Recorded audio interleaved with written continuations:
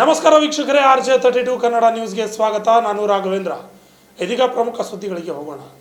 ಕಲಬುರಗಿಯಲ್ಲಿ ಫೆಬ್ರವರಿ 22ರಂದು ಕನ್ನಡ ನಾಡು ಲೇಖಕರ ಮತ್ತು ಓದುಗರ ಸಹಕಾರ ಸಂಘದ ವತಿಯಿಂದ ಕಲ್ಯಾಣ ಕರ್ನಾಟಕ ಪ್ರದೇಶ, ಬಳ್ಳಾರಿ, ವಿಜಯನಗರ ಜಿಲ್ಲೆಗಳನ್ನು ಹೊರತುಪಡಿಸಿ ಲೇಖಕರಿಗೆ ಜೀವಮಾನದ ಸಾಧನೆಗಾಗಿ ಪ್ರತಿ ವರ್ಷ ನೀಡಲಾಗುವ ಡಾಕ್ಟರ್ SS ಸಿದ್ದಾರೆಡ್ಡಿ ಸ್ಮರಣಾರ್ಥ ಕನ್ನಡ ನಾಡು ಸಾಹಿತ್ಯ ಶ್ರೀ ಪ್ರಶಸ್ತಿಯನ್ನು 2025ನೇ ಸಾಲಿನ ಗುಲ್ಬರ್ಗಾ ವಿಶ್ವವಿದ್ಯಾಲಯ ಪ್ರಾಧ್ಯಾಪಕರಾದ ಡಾಕ್ಟರ್ SM ಹಿರೇಮಠ ಅವರಿಗೆ ನೀಡಲಾಗಿದೆ ಎಂದು ಸಂಘದ ಅಧ್ಯಕ್ಷರಾದ ಅಪರಾವ್ ಅಕೋಣೆ ಅವರು ತಿಳಿಸಿದ್ದಾರೆ.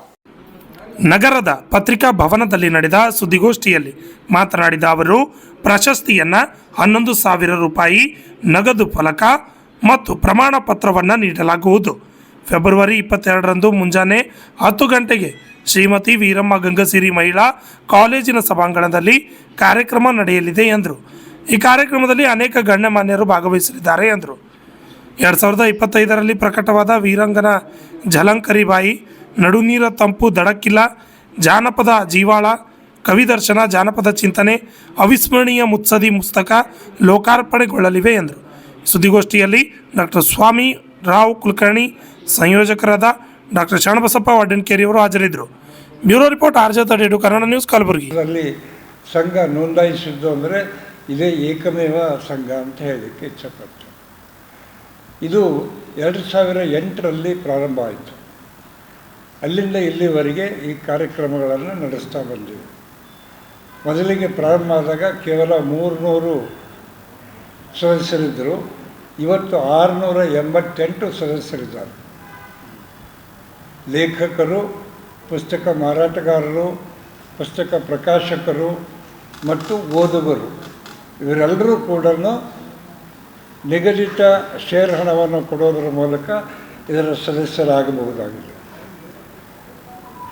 ಆಮೇಲೆ ಇದರಲ್ಲಿ ಜಾತಿ, ಧರ್ಮ, ಲಿಂಗ ಯಾವುದೂ ವ್ಯತ್ಯಾಸಗಳು ಇಲ್ಲ. ಇಲ್ಲಿವರೆಗೆ ಸುಮಾರು 169 ಪುಸ್ತಕಗಳನ್ನು ಪ್ರಕಟ ಮಾಡಿದ್ದೇವೆ.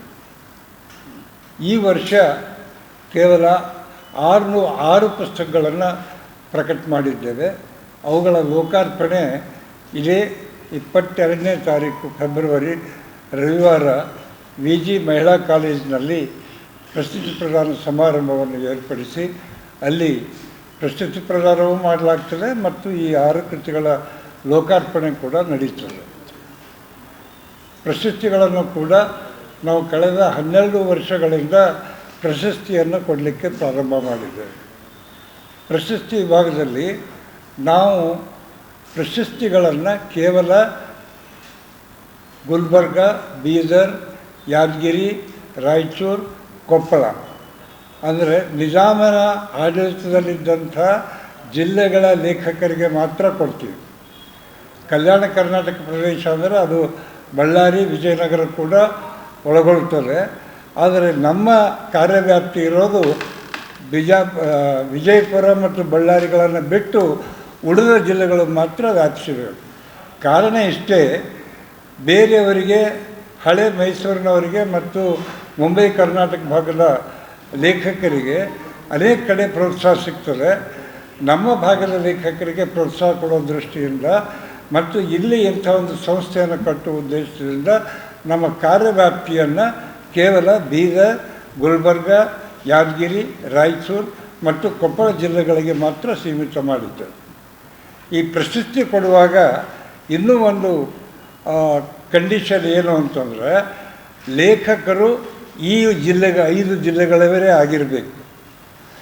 ಆದರೆ ಪುಸ್ತಕ ಪ್ರಕಟ ಮಾಡಿದ ಮಾತ್ರ ಎಲ್ಲಿ ಬೇಕಾದಲ್ಲೇ ಅವರು ಪ್ರಕಟ ಮಾಡಬಹುದು. ಆ ಪುಸ್ತಕವನ್ನು ಪ್ರಶಸ್ತಿಗಾಗಿ ಕಳಿಸ್ಬೋದು.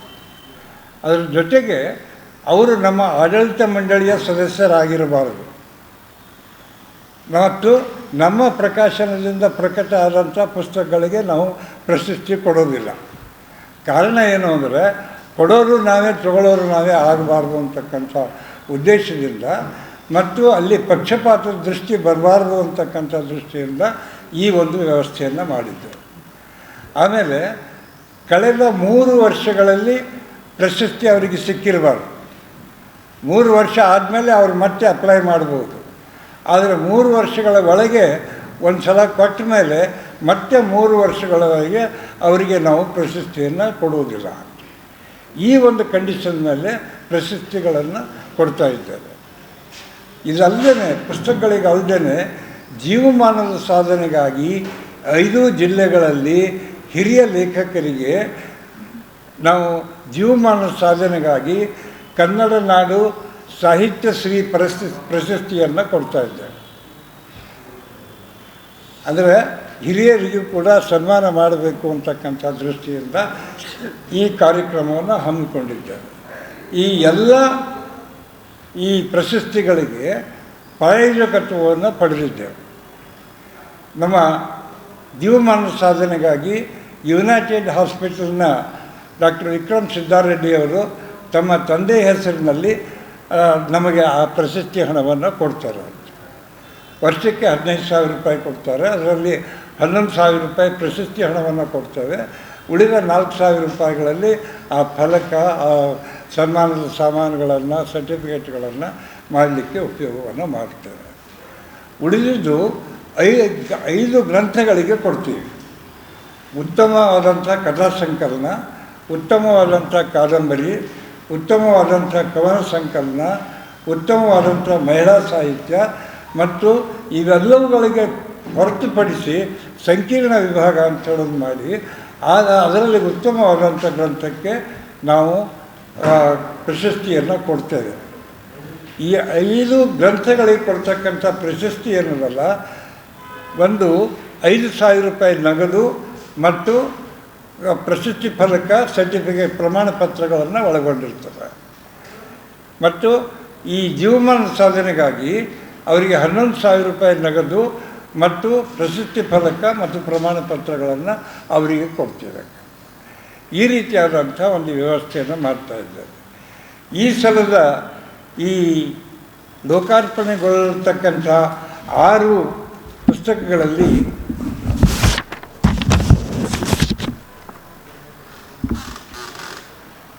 ಈ ಸೂರ್ಯಕಾಂತ್ ಸುಜಾತ ಅವರು NV ಡಿಗ್ರಿ ಕಾಲೇಜಿನಲ್ಲಿ ನಿವೃತ್ತ ಪ್ರಾಧ್ಯಾಪಕರವರು.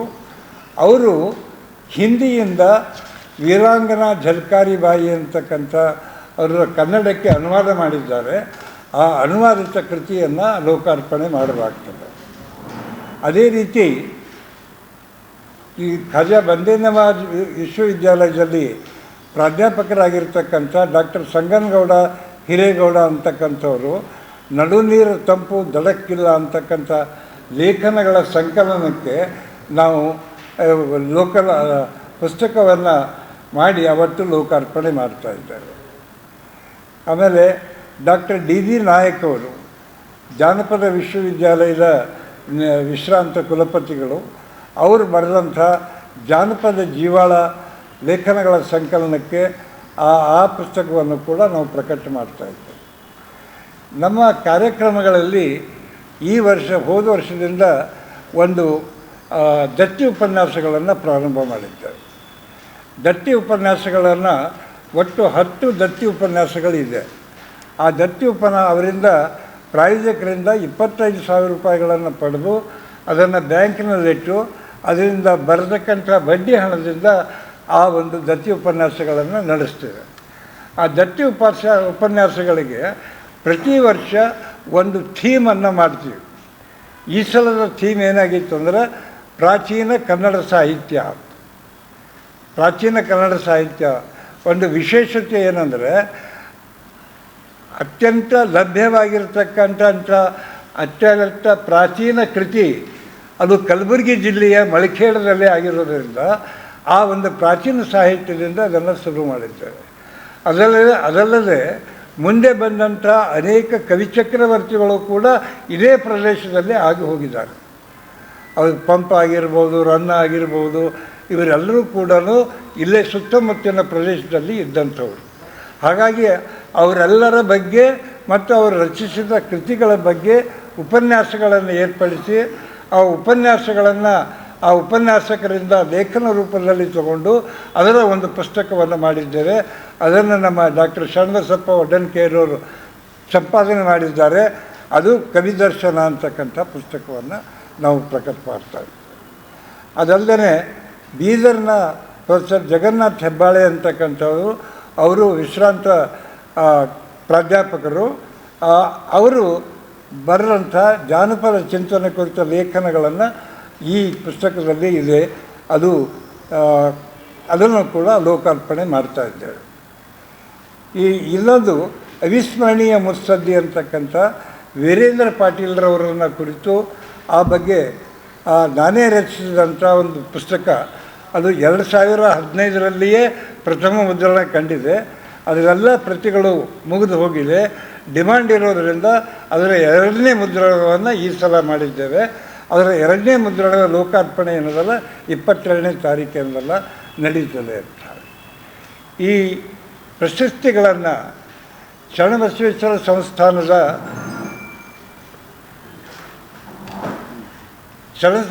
ಬಸವೇಶ್ವರ ವಿದ್ಯಾವರ್ಧಕ ಸಂಘದ ಅಧ್ಯಕ್ಷರಾದ ಮಾತೋಶ್ರೀ ಡಾಕ್ಟರ್ ದಾಕ್ಷಾಯಣಿ ಅವ್ವ ಅವರು ಅದನ್ನು ಪ್ರಶಸ್ತಿ ಪ್ರದಾನವನ್ನು ಮಾಡ್ತಾರೆ. ಅವರು ಶರಣಬಸವ ವಿಶ್ವವಿದ್ಯಾಲಯದ ಕುಲಾಧಿಪತಿಗಳೂ ಆಗಿದ್ದಾರೆ. ಆಮೇಲೆ ಈ ಪುಸ್ತಕವನ್ನು ಲೋಕಾರ್ಪಣೆ ಮಾಡ್ತಕ್ಕಂಥವರು ಈ ಕುವೆಂಪು ಭಾಷಾ ಭಾರತಿ ಪ್ರಾಧಿಕಾರ ಅಂತಿದೆ ಸರ್ಕಾರದ್ದು, ಅದರ ಅಧ್ಯಕ್ಷರಾದಂಥ ಡಾಕ್ಟರ್ ಚನ್ನಪ್ಪ ಕಚ್ಚಿಯವರು ಪುಸ್ತಕಗಳನ್ನು ಲೋಕಾರ್ಪಣೆ ಮಾಡ್ತಾಯಿದ್ದಾರೆ. ಗುಲ್ಬರ್ಗಾ ವಿಶ್ವವಿದ್ಯಾಲಯದ ಕುಲಸಚಿವರಾದಂಥ ಪ್ರೊಫೆಸರ್ ರಮೇಶ್ ಲಂಡನ್ಕರ್ ಅವರು ಈ ಮುಖ್ಯ ಅತಿಥಿಗಳಾಗಿ ಆಗಮಿಸ್ತಾರೆ. ಅಧ್ಯಕ್ಷತೆಯನ್ನು ನಾನು ಸಂಘದ ಅಧ್ಯಕ್ಷನಾಗಿ ಆ ಸಮಾರಂಭದ ಅಧ್ಯಕ್ಷತೆಯನ್ನು ವಹಿಸ್ತಾ ಇದ್ದೇನೆ. ಈ ಕಾರ್ಯಕ್ರಮವನ್ನು ನಾವು VG ಮಹಿಳಾ ಕಾಲೇಜಿನಲ್ಲಿ ಮಾಡ್ತಾ ಇದ್ದೇವೆ. ಅದ್ರ ಜೊತೆಗೆ ಅಲ್ಲಿಯ ಕನ್ನಡ ಸಾಹಿತ್ಯ ಸಂಘ ಕೂಡ ನಮಗೆ ಸಹಯೋಗವನ್ನು ನೀಡ್ತಾ ಇದೆ. ಹಾಗಾಗಿ ಅವರ ಸಹಯೋಗದಲ್ಲಿ ಈ ಕಾರ್ಯಕ್ರಮ ನಡೀತಾ ಇದೆ. ಮತ್ತು ಅದರ ಪ್ರಿನ್ಸಿಪಾಲ್ರಾದಂಥ ರಾಜೇಂದ್ರ ಕೊಂಡವರು ಮತ್ತು ನಮ್ಮ ಉಪಾಧ್ಯಕ್ಷರಾದಂಥ ಡಾಕ್ಟರ್ ಸ್ವಾಮಿರಾವ್ ಕುಲಕರ್ಣಿಯವರು ಗೌರವ ಉಪಸ್ಥಿತಿಯನ್ನು ಇರ್ತಾರೆ. ಈ ಸಲದ ಒಂದು ವಿಶೇಷತೆ ಏನಂದರೆ